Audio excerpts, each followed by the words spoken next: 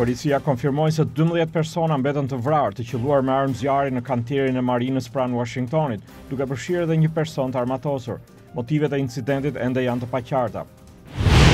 Tërheqja e zotit Larry Summers, kandidati kryesor për të zëvendësuar kryetarin e Bankës Qendrore Ben Bernanke, ka lënë të hapura pikpyetje se cilin mund të emërojë presidenti Obama në krye të rezervës federale amerikane, agjencia kryesore e politikës monetare të vendit.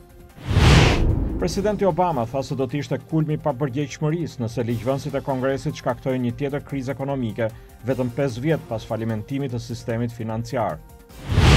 Republikanët e Dhomës së Përfaqësuesve po e kritikojnë ashpër komisionin që hetoi sulmin kundër konsullatës amerikane në Bengazi të Libisë, sepse sipas tyre nuk u bëri pyetje të mjaftueshme zyrtarëve të Departamentit të Shtetit.